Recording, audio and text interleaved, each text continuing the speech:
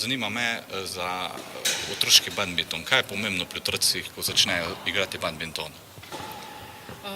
Jaz mislim, da badminton kot tak ni res zelo pomemben v samem začetku. Bolj je pomembno, da v tej prvi fazi, da otroci v bistvu motorično dosti napredujejo, da spoznajo sam šport, da ga vzljubijo. Ne zdaj, da toliko se dela mogoče na tehniki ali pa na nekem, ne vem, poudarku gibanja, kakor to, da dejansko se skozi neko igro spoznajo pač sploh osnovne udarce, pa da v bistvu radi začnejo pol tekmovati, pa mogoče med sabo nek tak borben žar dobijo, no, bom rekla, ker potem, če tega ne dobiš v osnovi, je težko to pol izvleči malo starejših otrok.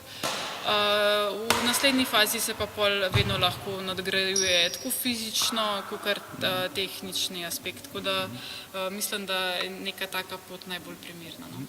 Kaj pa po tvojem mnenju najpomembnejše pri začetkih, ko se začne nekdo resno ukvarjati z badmintonom? Kaj se recimo pač največji poudarek? Največji poudarek jaz mislim, da je potem, da se naučijo otroci pravilne drže loparja. Bom rekla temu po parih letih igranja, ko že otroci znajo precej dobro zadeti žogico, jim je treba pokazati v bistvu, kako se iz nekakve take logične preprime v pravilno držo.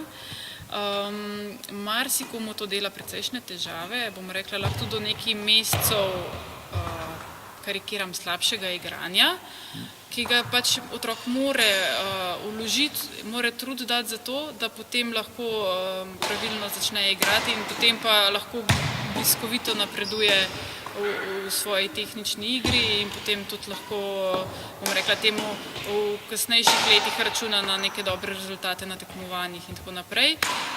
Vsi pa, bom rekla, nekje je sigurno vsaj 1/3 otrok, ki se enostavno to ali ne želi naučiti ali pa nekako nima potenciala in potem ostanejo na rekreativnem nivoju, kar je sicer čisto okej, ampak za nek napredek v sami igri pa pol ni dovolj. Morda recimo to, ali se kaj bistveno razlikuje badminton pri dekletih in badminton pri fantih? Igra, bom rekla, je precej različna. Fantje so veliko bolj mogoče napadalni, v igri je veliko več skokov, tudi hitrejša izmenjava žogice, močnejši smash, medtem ko pri dekletih je mogoče bolj taktično poudarek na večji izmenjavi žogic, daljših rejlih, se pravi, mogoče malo bolj taktično, pametno zastavljeni igri, ne glede na to, da z nekim smashom dekleta, bom rekla, temu ne morajo takoj dobiti točke. Če damo sam primer, punca lahko s fantom trenira obrambo na fantove smashe, kar pomeni, da ji ne bo problem braniti smashov od punce. Tako da je mogoče tle malo bolj treba, bom rekla, razmišljati, pri fantih pa je mogoče tudi ta poudarek na moči dosti večji. Danes smo tule imeli nek tak seminarski trening z našimi otroci z Ravn na Koroškem. Zdaj tule pač pri nas ima več deklet kot fantov. Zdaj, kakšen je tvoj vtis? Navdušena sem, to je moj prvi vtis, predvsem navdušena sem nad številom igralcev in igralk, ko ste jih v relativno kratkem času že uspeli zdaj zbrati.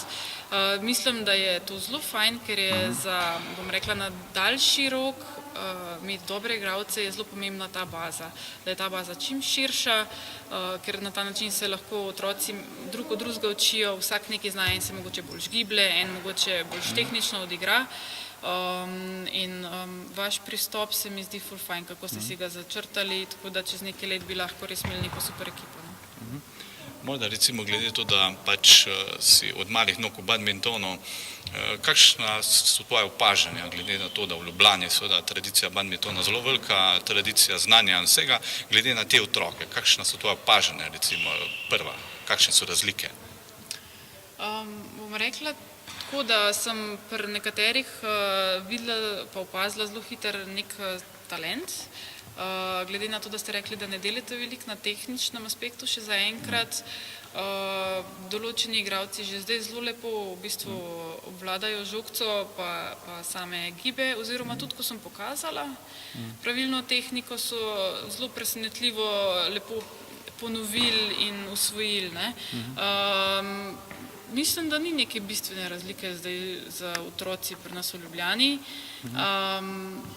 Mogoče imamo kakšnega trenerja, ko ima mogoče malo več izkušenj, pa potem na dolgi rok to lahko prinese rezultata, ampak konec koncev, tako je tle zastavljen, sploh ni slabo, tako da ne bi rekla zdaj, da je tam kakšna prednost. V redu, hvala. Hvala.